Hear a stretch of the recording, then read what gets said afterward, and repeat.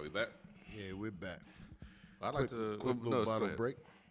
Uh, just kind of piggybacking off of what you were just talking about. See, one thing about this guy that I can't say is he's actually grown up around a lot of people. You went to school with him, right?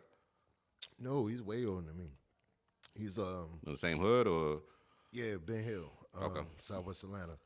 For me growing up, he was like a fucking legend because those were the first people that was putting out music that and this was with who? Because he got to start with Two Live Crew.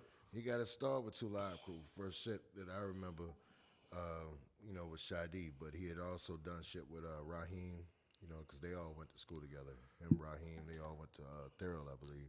Let me ask you this. I hate to cut you off, but And that's again, Raheem the Dream for people who don't know who Raheem is. oh yeah. But what was he doing? Because it's like, all right, well, he got on with Two Live Crew, but now he was doing something before. He had to do something for him to get That's noticed. all the Raheem Okay, scratching parties, you know what I mean, doing. so he was that dude. Yeah. That's like Lil Jon. Like people tell you about Lil Jon, man. Lil Jon chicken and beer parties, cut parties. And John was about creating his own sound. A lot of them cats, man. And see, that's the thing. It's like Atlanta, definitely the South, but Atlanta has always been, I guess, kind of like whatever's going on. You know what I mean? Like got his ear to it. Like motherfuckers was seeing the same shit at the same time, and that's, I guess, the thing. What our generation, like I never understood how shit was separated. Of course, New York is the birthplace of hip hop or whatnot. You know what I mean? But once a motherfucker saw graffiti, cats who did art were doing graffiti. Once motherfuckers saw breakdancing, cats who dance were Started breakdancing. breakdancing. You know what I'm saying? So it's like that's just how shit moves, and I'm glad that hip hop is what it is, and it's not a music; it's a culture. You know what I'm saying? A culture of Generation X, and I think if people understand that and embrace that, it kind of sheds light on why we feel the way we do. Our parents' culture was a jazz culture, or some people's parents was a soul, or disco, rock and roll, whatever was popping and was new and fresh. You know what I'm saying? In that time frame, that's what people gravitated to. We just grew up in a time, man, where it was the beginning of the divide. So you had everything. You know what I mean? We was like I wouldn't call it a divide. It's just natural growth. natural growth, but I'm saying separation. You had from rock, you had heavy metal. You know what I mean? But we still had parents who knew what the original rock was, the Little Richards, and you know what I'm saying, all this kind of stuff. So you had all of that. Everything was at your fingertips. If you really think about it, it's like we say these kids have so much now with YouTube and all this da da da da da. Our YouTube was books and people and records. You know what I'm saying? Because it gave you so much. I remember coming across Marvin Gaye vinyl in the crib and playing it, and one song be this much of the record. You know what I'm saying? It was one song. And it's like just the things the artists were doing. Like, okay, it's Marvin Gaye. Why is this like this? You know what I'm saying? And understanding that, okay, he chose to do something different. They chose to do something different with the record. Everybody wasn't doing that. You know what I mean? So it's like it was so much individuality. And those cats had to be on their shit because it's not like nowadays of just copying and deleting, you know what I mean, or pasting vocals or instrumentation. They had to play that shit, and everybody had to be on time, and they was together. And a lot of times when cats was recording over live instrumentation, you know what I'm saying? It's like, what the fuck? You know what I mean? A lot of, depends on the years, and that's why there was this. I forgot the name of it, but basically the history of music and to see how music was recorded. And we've seen it in films like Ray, like. Yeah, we have the luxury of going in and punching in, and somebody sending them their vocals from Cali, but all that stuff had to be played live the same, and you got to get it perfect, just like it's a live show. I wanted to touch on two things that you were talking about. First of all, yeah, the age of YouTube. There's certain times I get pissed off in the sense of I just want to hear good music. But if you think about it, and that just shows me where my memory is going, and Alzheimer's runs in my family, so God forbid that. But I can literally go to YouTube and type in any song I want to listen to right now. And sometimes I draw a blank, like, damn, I want to listen to something dope. There's so much dope that I forgot about. But it's amazing that the day and age, because, yeah, you remember back in the day when, hell, especially, I used to sit by the radio and had my boombox to record, just get a song. And just instantaneous gratification these days. But the other thing was, again, you've had the privilege of growing up with or being around certain people in this city that went on to do a lot of shit. And that's nothing I can say, but with the exception of a few people in the past 10, 15 years. But and even in that sense, I'm proud, especially when you know somebody, you know where they came from, you know their talent level. Who are other people that you grew up around that? It wasn't so much like I met when I first actually met because see it's weird. Let me do this. Toon knew my cousin and another dude, Austin, and he taught them how to DJ. And this is way back in the 80s. You know what I'm saying? Because I want to say my cousin came out in 88. So this is like way back in the day. And I thought my cousin was the coolest motherfucker. You know what I'm saying? Going. And so he was DJing, like he used to put me on the phone with girls and be like, tell him you older. You know, he was coolest motherfucker. So he was DJing and shit.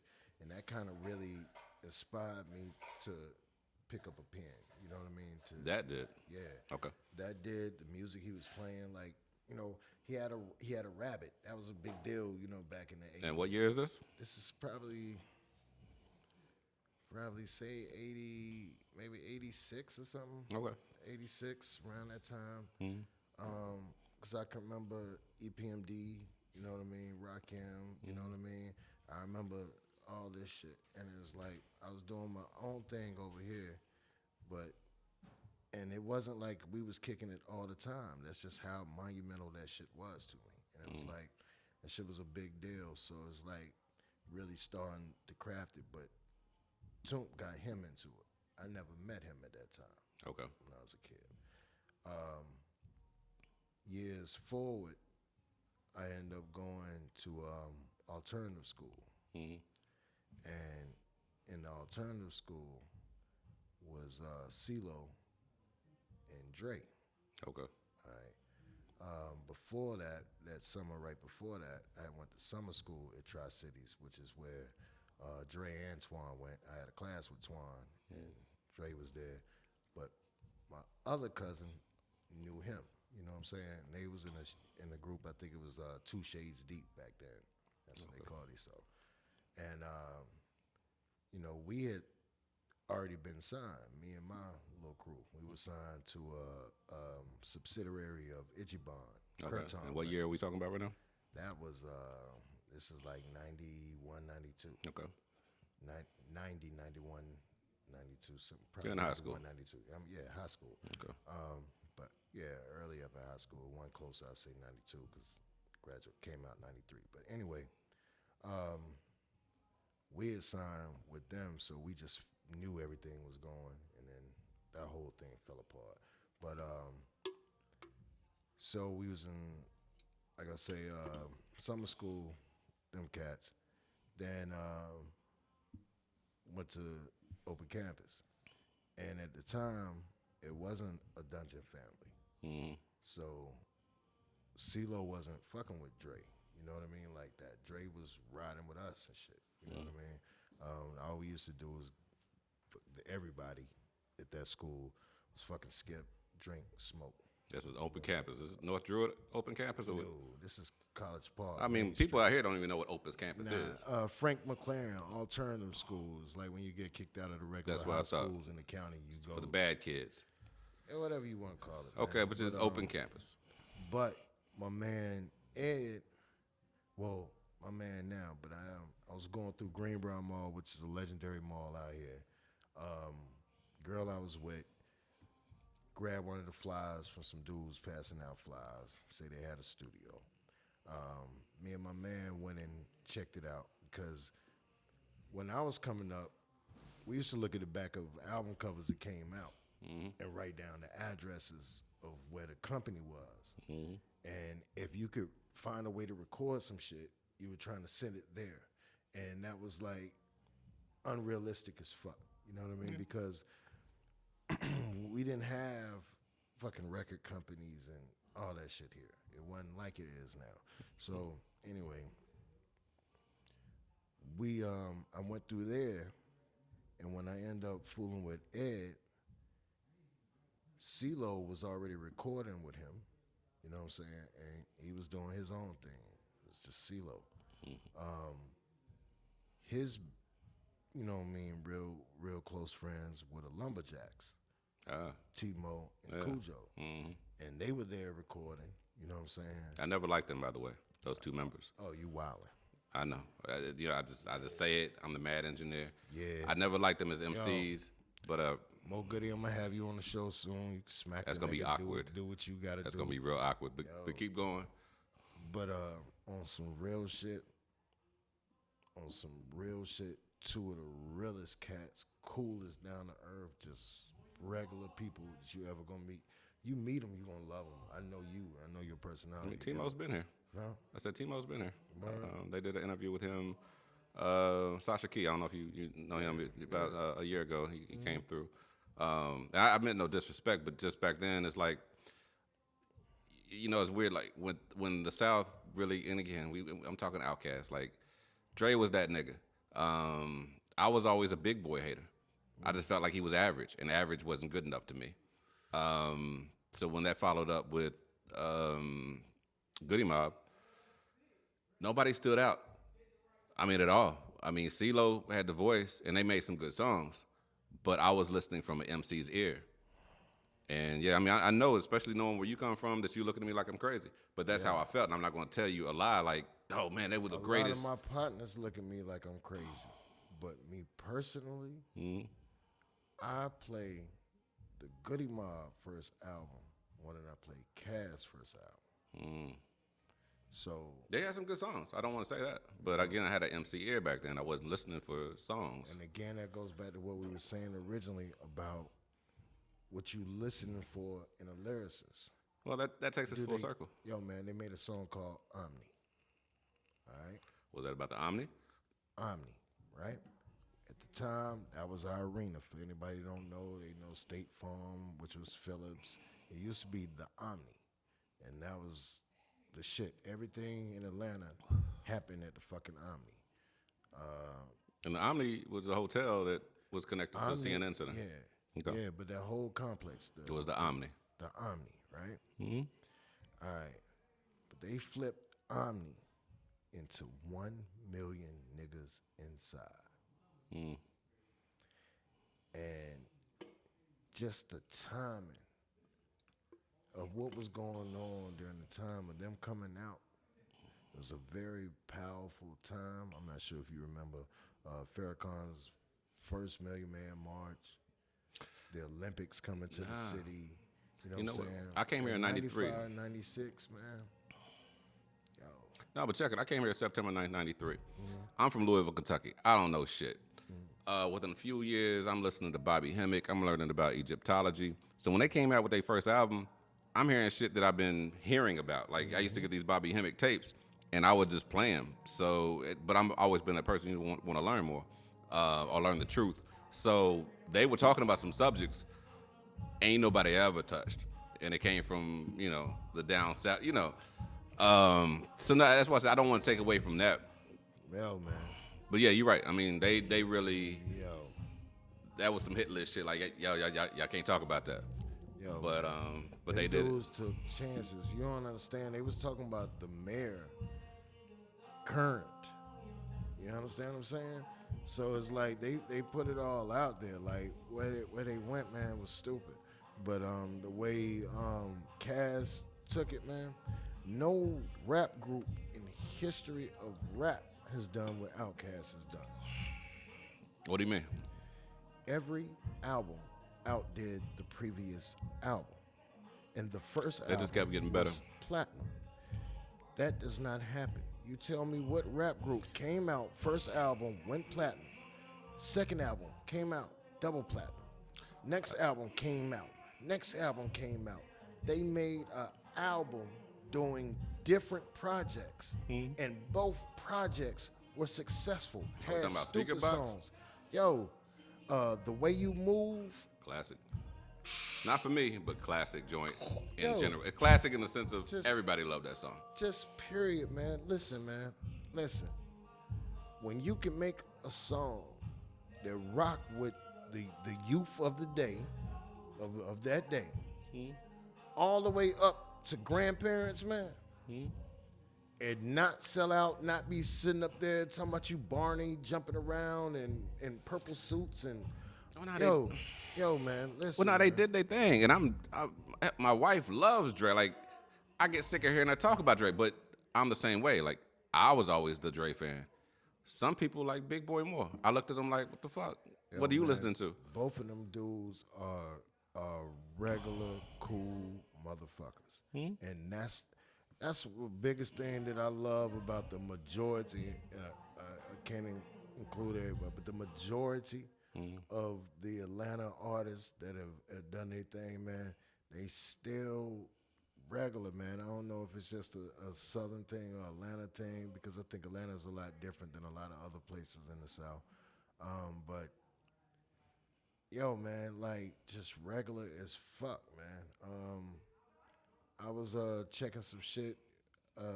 Twan had a little cooking thing on Instagram about cooking lobster tails in the air fryer. Like, nigga, just who the fuck is doing? You know what I mean? Like, this is a just regular people. Just nigga, regular as fuck. The man got fucking owls now. So like, if you want to be fucking extravagant, like he was already making a killing off dogs and shit, this motherfucker got owls. Like, what the fuck? Who the fuck got owls? Like, nigga. But yo, I'm all about the music. I'm not about the owls or the dogs. I'm Big just Boy saying, was that never shit the just- dopest MC to me, but Andre was.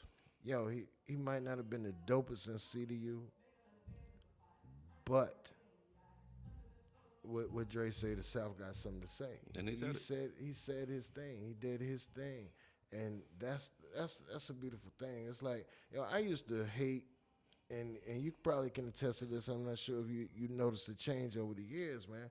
But I used to hate everything that was different from what the fuck I liked. You know what I'm saying? That's bullshit. I don't fuck with that. That's that whack shit. I ain't got time to hate. Like, if they can do their thing and people like it, I'm not mad at them. Yeah, You know- I you do know be me? hating in that way. Right, but you want me to tell you why I had to stop doing that shit? Because all these motherfuckers that we say we hate, we dislike, we think they shit garbage, all this shit, man, they doing it. But nah, Nah, listen what I'm go ahead saying. and say it, but I They definitely got a doing it. rebuttal. Excuse me. That's fine, man, that you got a rebuttal. But what I'm saying is they doing they thing. They doing it to the point that we talking about them. While we sit back and can think that we were the dopest lyricists of our time, but nobody heard that shit. You understand what I'm saying? So it's like, I can't hate on what they doing. I don't have to like what they doing. I Right. don't drink Pepsi. But I don't hate on Pepsi. But see, that's well, my yeah, point. I do. I hate Pepsi. Like, fuck Pepsi. It's the same, tastes the same. No, We'll have another show about that. When you're drunk, it tastes the same. yo, My man, thing is, Pepsi does not taste like and my rebuttal Coca-Cola. is, And Coca-Cola don't even taste like Coca-Cola. Your rebuttal. I'm welcomed in my body to like what I like. Yeah. I don't really hate. I don't it's have just to like it. Just check it out. I was never a big Prince fan. There was a few songs, but for the most part, in this podcast. It was Yeah, pleasure, nah. pleasure dealing There's with certain all people- y'all. Thank y'all for tuning in for the two Yeah. episodes that we got out. But you don't have to like, as a person, an individual. You like before we started the podcast, we walked in there and we was talking about the beat that I got these people rapping on. You didn't like it. Like, you don't. know what? All the beats that you pick, I don't like. But I see genius, just like I was talking about Prince. Like, I see the genius in it. I understand why people like it. It's just it's not my cup of tea. Now, I do hate on some, if you whack, nigga, you whack. If you shouldn't have a fucking record deal or whatever, yeah, I'm going to speak on that. But when I'm speaking on music that I don't like, it's not in the hating like, oh man, he's whack. No, there's a lot of people that's nice that I still don't fuck with just because I don't like the music. Not saying they're whack. It's just that's not my cup of tea. Well, I personally think you whack if you don't fuck with the beats that I fuck with. That's your opinion, and you're entitled to that as well. Because I believe that it tripped me out. My son, in between playing basketball every goddamn minute he can, I found little pads of him writing little rhymes, and he calls them, his poems. He's expressing himself and da da da. Mm-hmm. And he told me that he's better than me because I didn't try different things and da da da da da. And I was like, yo, I'm gonna let you hear this Spaz Benson album. And that's Oh, you hadn't heard the Spaz? He's heard it, but I guess he thinks that somehow that's. How you just gonna talk to the audience like they know what the fuck is going on? Everybody in the world knows Spaz Benson. No, they don't. Nobody bought that shit. Everybody in the world knows Spaz. Now, it was never for Spaz sale. Benson is an alter ego of this gentleman right here that was Spaz recorded Benson back was in never for sale. 2016, 2017. Nah, it ain't been that recent, nigga. This nigga is 2020. Nah. That's why I said 2016. Nah, that shit was a long time I ago. think in the A room it says Spaz Benson 2016. I don't know. But there's proof in the other room. Yeah. So again, this is an alter ego he created 4 or 5 years ago.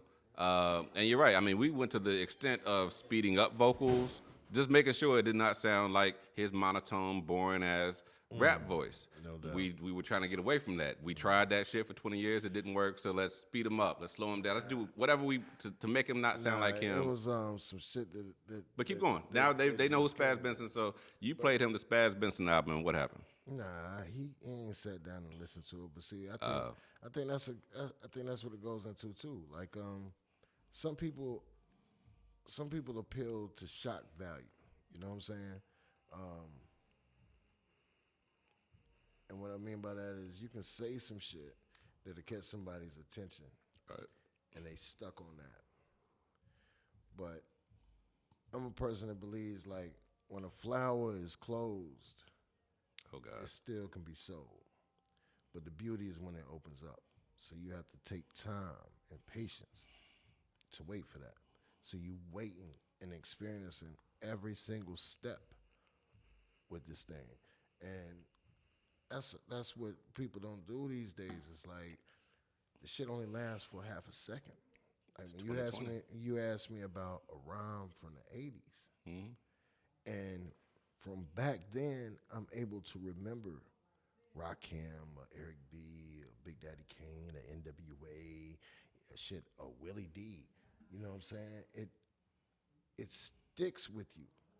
But this shit these days, they can't say a verse. They can't keep up with a verse of their favorite rapper of a song that just came out. But it's very hard. It's very well, few that you're gonna find because that shit really does not mean anything to them. I don't think it's that. I don't think it means anything to them. The problem right now is the congestion of music. When music came out for us, it came out on Tuesdays.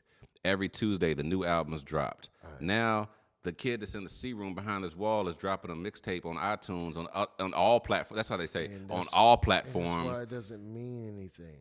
But it doesn't. It doesn't. It's too much. It doesn't mean anything. If you're it all depends. If you're a super fan and you're following, you downloading, and this is the only rapper I want to listen to. But I feel you. It's oversaturated. Too much stuff is coming out too quickly. Too much of the same shit. Yeah. And it goes back to what I was saying earlier, is that we had so many different people. When we heard cats back in the day, it was really on some slave shit. And this is what I'm going to get to. It's on some slave African shit. It was the beat of the drum.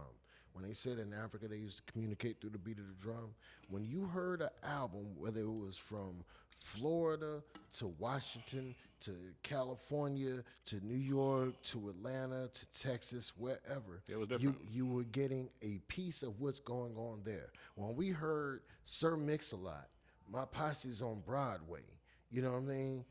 We heard what was going on in Seattle. Okay, keep going though. When we heard MC8, DJ Quick, we heard about the streets of California. We heard about what was going on, and that's how we learned about each other. Because other than that, that shit was just places in a textbook. Okay, well, flip that back to what's going on now. So now everybody is a motherfucking singer. It don't matter where you from. It don't matter if you from New York, Chicago, to da da da. Your drip, you probably a blood. You know what I mean? You got to have a few choppers. You know what I'm saying? Your IG going crazy. It's the same shit over and over and over again. There's no individuality. There's no difference. You know what I'm saying? I completely disagree, and this is You why. completely disagree? Yeah. That's very strong. No, because About again, time you're for a taking two refill. different eras. I'm taking.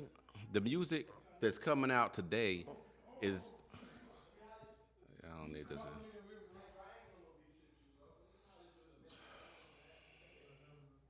Nah, he just want to talk to you. I can tell why he talking. Yeah, nah. The problem with music today. That's good. That's life. That's what I'm talking about. That's beautiful shit. You know what I'm saying? I love that.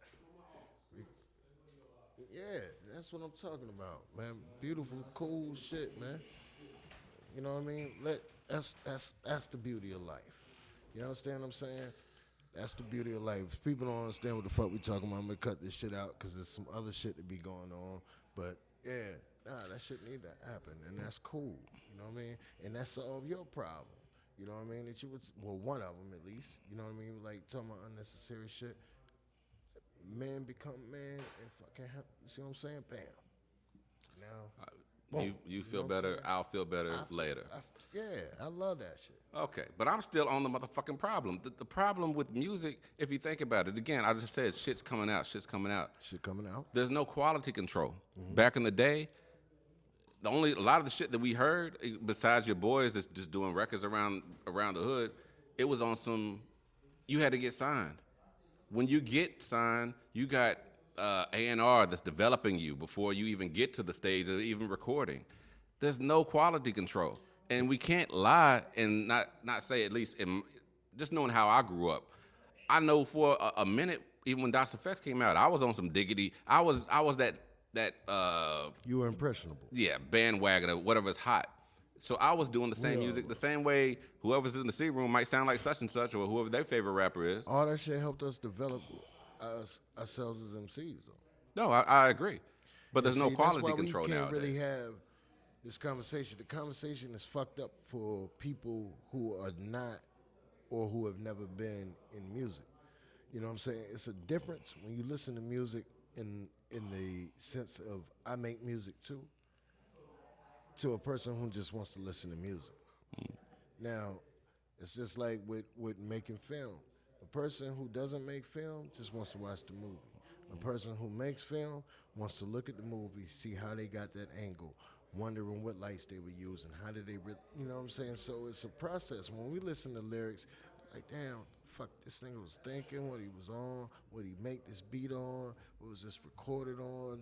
It's just a whole process, a whole thing, like, in a different sense of relating, where it's not, where it's not,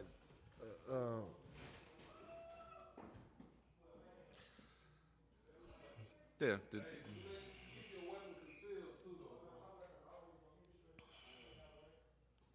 I thought y'all was just cool. I mean, you ain't talk. You need to talk. Do you want me to talk or you want to talk? Yo, I thought everything was cool. I thought y'all just slapped five and everything. Come on. Oh, yeah. Okay. Cool. We're not communicating because you came in here, you say you want to talk. Now you running off. I dapped you up. I said, bro, it's no smoke, and we both get money here. I still feel like you disrespecting me. You threaten my life. I don't got no problem with you. I just want to get my money here, and that's it. You say you feel like you didn't threaten my life by saying you're not the only nigga with a scrap. That's a threat to my life. But I gotta let it go. It's cool. It's not. Listen, just let it go. I just said what I had to say. That's all I need. But just listen to him too. So let's, yo, come back. Nah, come back. Nah. Everybody. Listen, at the end of the day, it's love, bro. If you threaten my life, bro, be real about it. You know what I'm saying? If you can't be real about it, then ain't nothing else to talk about. Nigga, You want in the session, I lock myself in. what the fuck is this nigga talking about? I don't know. What the fuck was that, dog? And he seemed like he high roller something, bro. Like, what the Man, y'all both were at fault that night, so don't act like you didn't have, because I couldn't control you. dude? Let me tell you something, man. We're not This going man back. is listen. This man is a fucking child to me. He's 22 years Dude, old. stop it now then. Because now you're just trying to escalate shit. You act like the walls are soundproof. Don't do that, man. I'm being dead ass serious right now. I'm being dead ass serious with. Yeah, just let this shit go. Dude, I'm being dead ass serious with you. Because that's how it escalated that night. You just keep talking and talking like niggas can't hear you. Don't do that shit, man. Let me ask you something. Was I not minding my own business? Sitting here minding my own business? Nah, but one thing I told you when Latif was here and I told him is if y'all gonna, it'd be different if this was an outside client coming in and it'd be, no, this is somebody that is here or was here just as much as you're here and you pretty much live here. That's all day. I can't have that kind of tension. To the point where if I go out of state, I can't even have y'all in the same building because I don't know what's gonna happen in my absence. So that shit has to get worked out. Yeah, but what I'm saying is, okay, first of all, when you come in and you want to address me, you don't address me, talk, and then walk off. If you want to talk, let's talk. But don't come in here interrupting shit and then addressing me like I'm the problem. Nah, You nah. can control me. Yeah, you can control me after the fact. If we want to go back to that, let's go back to that. Nah, I feel what you're saying, man. I think just the whole thing is like you gotta get past the point of who right and who wrong. That's what I'm saying. Like Okay, just well, period. Like, yo, at the end of the day, man, don't nobody need or want no kind of problems. Like for real talk. Everybody got shit that they want to do. You know what I mean? I Like ain't talked to that man since. I understand that, and that's Hold on, fine. let me just say this now. Since he left here the last time, I haven't said nothing to him. He comes in here, you sitting down there, you're sitting here. You watch this man come in here, talking loud, breathing hard. Nah, man, but chill. Wait now. Talking loud, breathing hard, calling me out. Hey, I want to talk to you aggressively. That's not a good. And then when I go back there, I ask him to come back here, and then we talk, and then you come out here and say I threatened your life. But see, What the fuck was that? again, man, it's like, yo, it's this No, shit. man, I'm talking Nah, not because I feel you. I feel you, What but was that now? I'm just talking to you because I'm here right No, now in but this I said which- situation. But what I'm saying is, this is some shit I learned, man, in this class I took. It's called, yo, just listen to me. Just know what I'm saying. You only want to hear me. You don't want to hear what I'm saying. Go ahead. Nah, go ahead. I understand what you're trying to say. I understand where you're coming from. This is between he and I. It's between the studio. It's between Russ. It's between the time. I got the problem out of here in October. Okay, but what does that got to do with me? I haven't caused no problem with this man. This man, did you just see Nah. how he came in here? Did you just not see how he came in here? Sage. Before y'all had the argument on New Year's Eve, there was an altercation a week and a half, a few days before. Because he got upset. Listen, I don't do alcohol. I'm not coming in here hype on shit. This man just came in here hype out of his mind.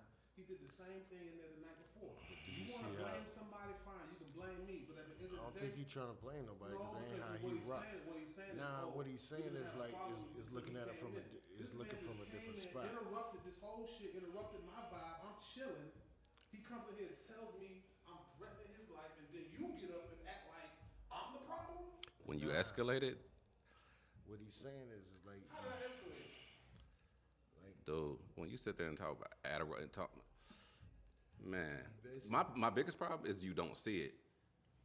And the bigger problem that I've expressed openly to you and everybody, the people that stay here, is I couldn't control you that night.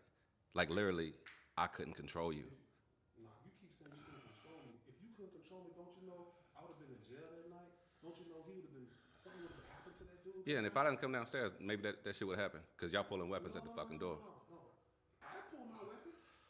Dude, all I know is I shoved you or physically had to push you into the B room, but you kept coming out. And you kept coming out. I let you. You and that's even a bigger problem, that you allowed me. Like, yeah, I could have pushed you over. But I... Let me tell you something. Okay, I get it. If I want to get it, I want you to get it. If I really wanted to do something to that dude, I want you to look me in my face. For real. I will. If I really wanted to do something to him, I would have did something to him that night. It would have been nothing he could have He done. ain't saying that you want to do something to him. He's No, saying what I want to explain to him what he's is there would have saying. been nothing he could have done. to Okay, but stop you're an him. adult. We smarter than that. Okay, but So what I'm saying is I did hold my cool. I did respond the way I only know how to because listen, you got somebody coming at you with a weapon. Okay?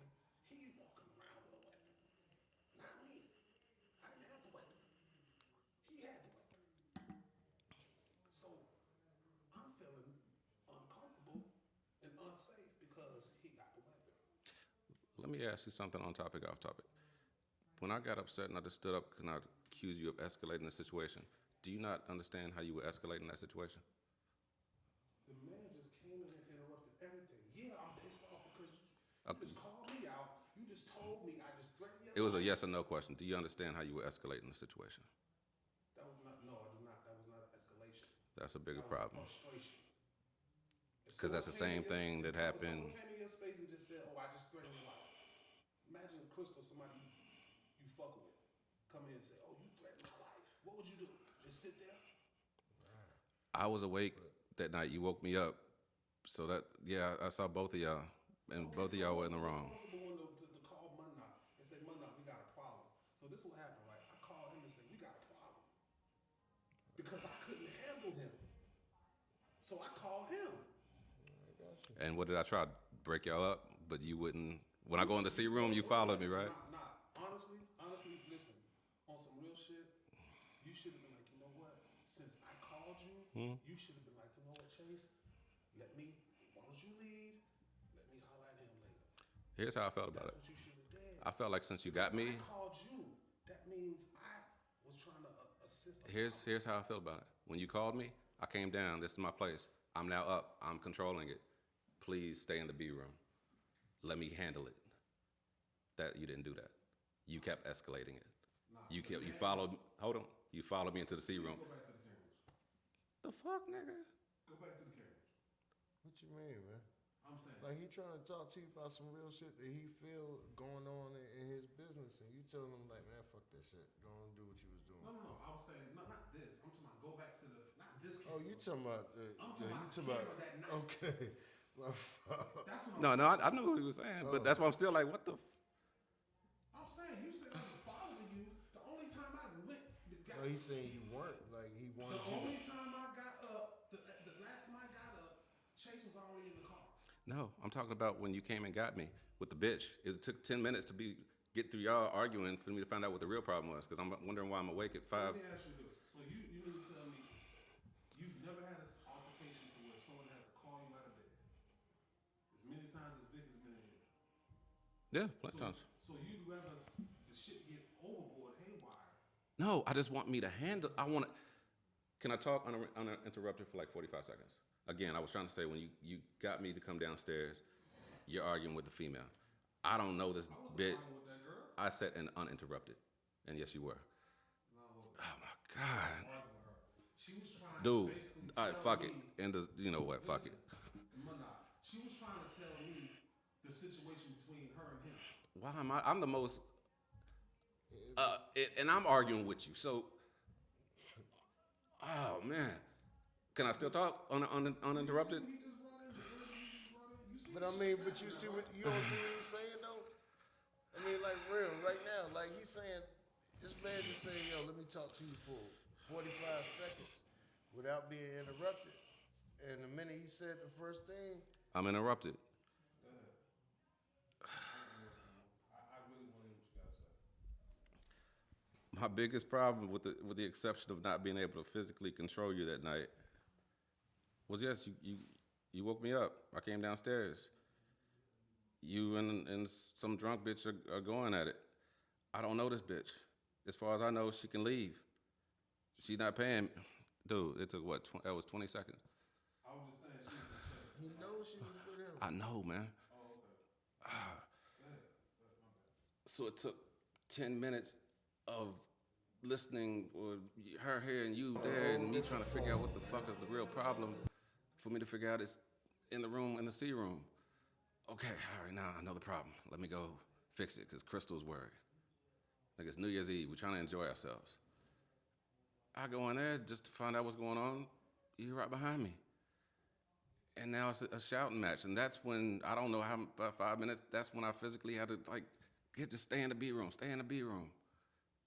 And I go talk to Chase, because all I'm trying to do is, and I think I said it to both of y'all, it's fucking New Year's Eve. All y'all been drinking. I've been drinking. Let's just dead this shit. I'll deal with it tomorrow, but let me just calm shit down so my wife can feel safe enough to go to sleep. And I went back upstairs. I sat in my father's chair, and my wife kept asking me, why won't you lay down? And I kept telling her, because Sage ain't gonna leave it alone. And like clockwork, you just kept coming out the room. And you just threw up I had to find my phone. Nigga, it came out the room like 8 times. And then Wally ended up. And that's where I guess a red flag went up, because Wally don't get into it with anybody. The next thing I know, you and Wally screaming at each other. And next thing I know, you're at the door screaming at both of them. And I had to come down here because my wife felt like she's seeing people on the camera that's outside where people are reaching for weapons. And then I stood in the center of the stage, and you were right here where the camera is, and you were looking through me. And my whole thing was, if you would have just please stayed in the B room, didn't have to come out until everything was calm, give it 30 minutes, no noise, you knew it wouldn't escalate to that point. But you act like you don't instigate and you're in the right, and I wasn't even trying to figure out the right and the wrongs. I just needed to get this place calm so people could go to sleep. And that didn't happen. So yeah, it was a big problem for me seeing that I couldn't control you. And the reflection on the week or the week and a half before that, when y'all got into it over, I don't know what it was, you just came in there checking on his time. And I mean, I get that. But I don't know how to, I say this, and that's why he came to talk to you, is because Russ kept putting it in his ear the same way I said it openly, like, this is my studio, and y'all are 2 people that are here. He's not a client that just comes once every 2 months. A lot of times he's crashed here. He's running sessions overnight. Y'all coexisting. I have to know that there's not gonna be any problems. So Russ wanted him to talk to you just to get it out the way, and I guess, you didn't feel what he was saying.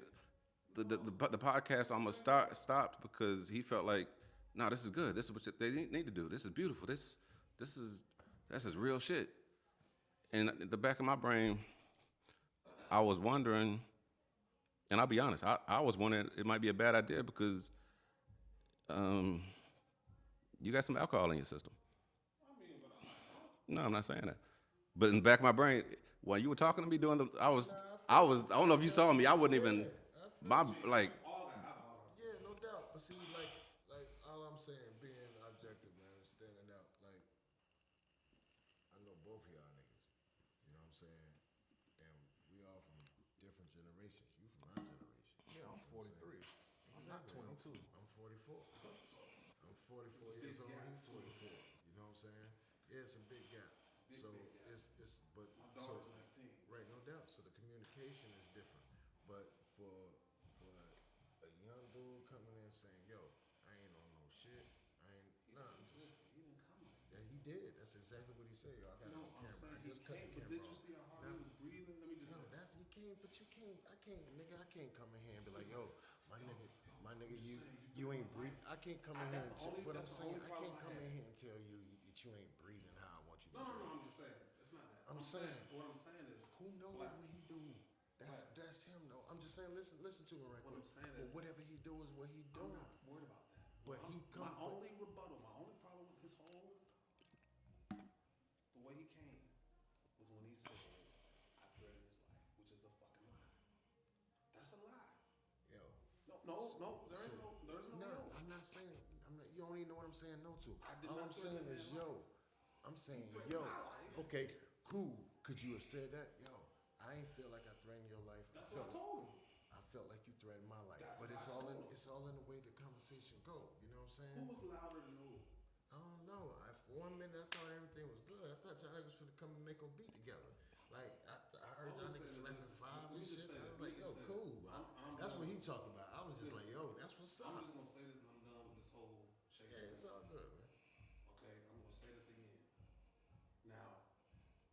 Footage don't lie. None of that don't lie. I know for a fact I done come out of the room 8 times. I know that for a fact. Yo, We can go back to the camera. maybe it was 6. I don't know. I just told you to stay in the B room, and you kept coming out. My wife was there. She was like, "Damn, oh shit, he's just waiting for them to come out the room." I'm like, "Yeah, that's the reason I can't go to sleep, baby." Okay, let's just blame Sage then. Let's say it was Sage's fault. Wow, we gonna take that route too? That nigga No, don't do that, man. no, let's just do that. Let's just say it was my fault, right? Let's just say this whole thing was my fault, right? But the bottom line is this, okay? I was responsible for making sure everything ran the way it was supposed to run, and it did. The only mishap we had was him, right? Now, And what was? And this is actually a serious question. What was the mishap again? Chase, that was the only mishap that we had. No, I mean, how did y'all get to the what? Okay, the first night, this is what happened. No, I want to know the second night. No. I'm gonna tell you from the beginning because we only had 2 altercations, me and Chase. The first altercation we had, I went to the C room. I said, Chase, how long your session? Oh, I already talked to him. Now, don't worry about how long my session is. Okay. My bad. I just was asking. That's how the shit happened. Hold on. Oh, you about to go to the second night? Yeah. Okay, but you left out the altercation. How did that just? I'm saying that's how he got upset. That was the whole thing. Me coming in there asking him. But if you just threw your hands up and you walked out, then how did it escalate? Oh, what you mean? It escalated because he got upset. He was already upset. He was already feeling the way because. No, you just told me that you. Listen, Oh, that's what it is. You listen, walking away. Listen, no, I didn't say I walked away. I said okay. What I'm saying is he got upset because when we had that meeting and you said okay, when Russ is not here, Sage in charge, motherfuckers felt the way about that, bro. First of all, let's get that through your head. Motherfuckers felt the way about that. Away about what? The fact that if you're not here, Russ is not here. Oh, you're in charge. did you have authority? Go ahead. Right. Okay. Now let's go psychology here. Che has an issue with his dad. I know that. I did my homework. His dad has been here. His parents have been here. He don't get along with his dad. He has an issue with authority. Here comes me, authority figure. I'm asking you, what's your session over? Don't worry about it, nigga. I talked to him. Override me, basically. He's the man in charge. Same thing Lola did to me at first when she got into it with the girl. Oh, nigga, don't worry about it. I got a key. Okay. Same shit. But now me and Lola cool. She apologized. He did the same thing.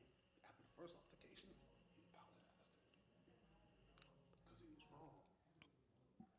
See, people, when you come into a situation and they feel like you got some type of authority and they used to do what they want to do, that's a problem. I guess I was asking for how it escalated because. That's how it escalated. I'm telling you. Okay. He started arguing. He called you, and that was that. What I walked down to was a lot more than Well, him. It was both of y'all, and that's what. listen. I wish you had audio. Let's go back to it. Let's look at it. Let's review it. I was there. All I'm saying is let's review because I know what I said to him. I know what I did. I know what my intentions were. No, I was just talking about when I got in the room. I understand what you see. Listen, when you come in the room, you come in at the tail end. You don't come in when there's a problem, just like you did the last time. The only reason why you was called is because I couldn't control the situation. So I thought I was doing the right thing You did. and called him. That's smart shit. That's real shit. But I'm being You gotta take blamed into account, nigga. for being. See, don't look at it. You looking at it wrong though. I'm not looking at it wrong. No, I'm That's just the hearing way it's that. coming out. That's the way you. That's the way No, you that's take the it. way it's coming out. I think that's the way you taking it. I'm just saying. I'm objective. I'm third person. I've been knowing about this shit since it happened. I was over here that night. I left early. Found out what happened the next day. You know what I'm saying? After you left, da da da da da. I understand. I've been. That's why I told him after that. I said, I don't want to have no responsibility when it comes to But certain before- people in the studio But because before that, he been telling me how you were holding it down. That shit a big help. That shit like so. That's what I'm saying. Like like, yo, I don't know what you know about me, man, but like, really, this ain't.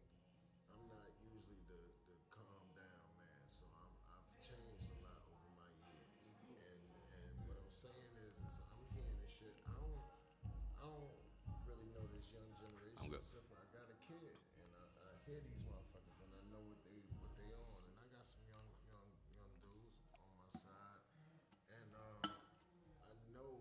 Let me cut this shit off, but I know what and I thank friends like like people, man, that I can just find my nigga Jimmy Knowles, like that's how I know Jimmy Knowles, man, and when I met Jimmy, that shit was like a kindred spirit, cause the nigga, he came from Jehovah's Witness background. I came from Jehovah's Witness background. He fuck with hip hop, you know what I'm saying? And I fuck with hip hop hard, and I used to be freestyle, you know what I'm saying? Freestyle, and I remember Jimmy Knowles. Did he record over here? yeah.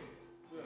And he had, when I met him, this is back in the 90s, he had a legal pad full of rhymes, and that shit was just like the most impressive thing in the world. Plus, I don't know if you know his man, Craig, but Craig who? Craig G. Craig G. Yeah, the singer. Well, Craig sing and he make beats. You don't know Craig. You don't know Craig? Craig G, man, he a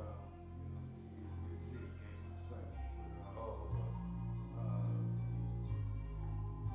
When he came down here, he had us in the car going to the Face Mansion. When that shit was just pumping up. You know what I'm saying? Like, let's get out here. My peoples know that. We walking in and we in. You know what I mean?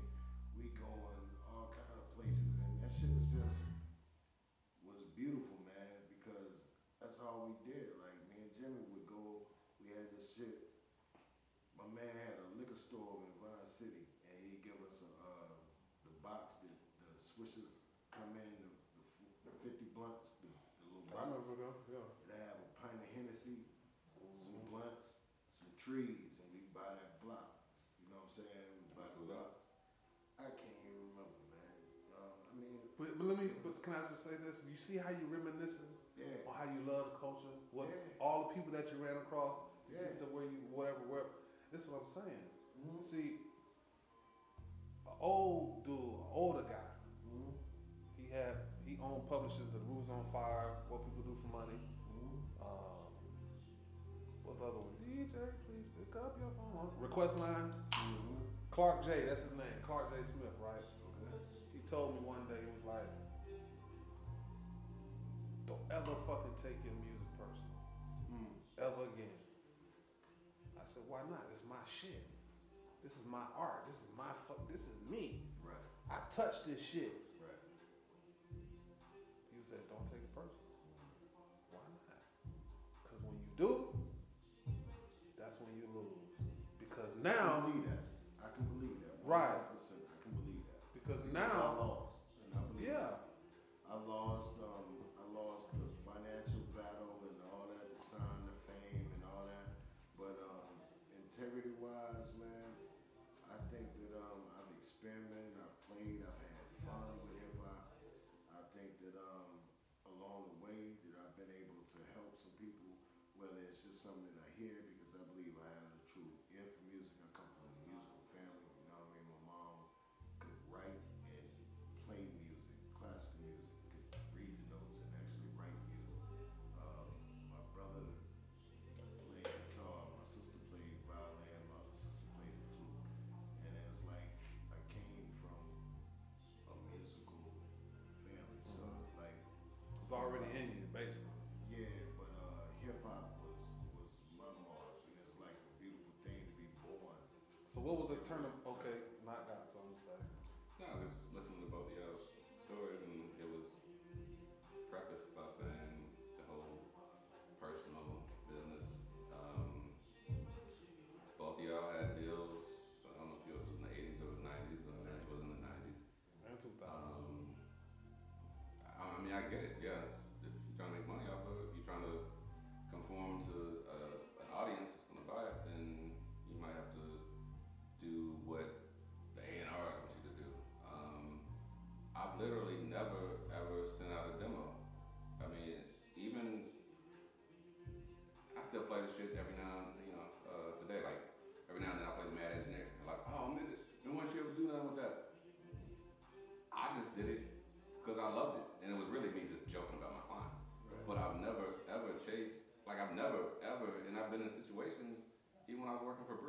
Short and Eric Sermon. I mean, I've been in situations where you could have slid.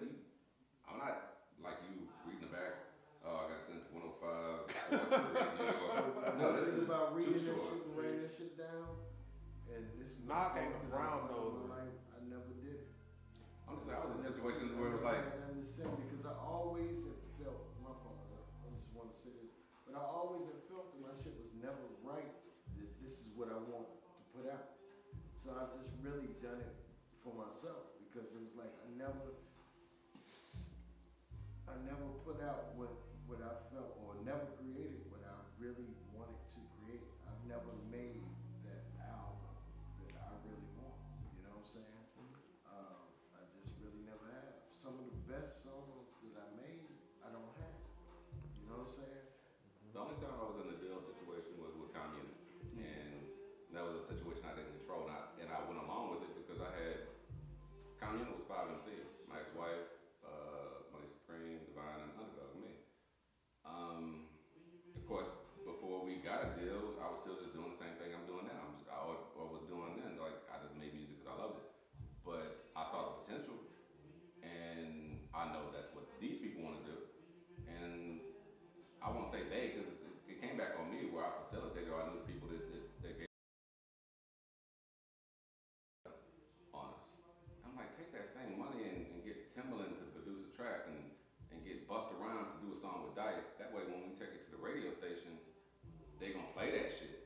Just off the strength of Timbaland did this beat and Busta's on the song, as opposed to Commune did a song with George Clinton's backup band or whatever we was doing. And I still feel like that in hindsight. Like, I knew what to do with that money, but at the end of the day, we signed to him and he had the final say. I got the bag. But that's what we go back to what we were talking about in the podcast about back then.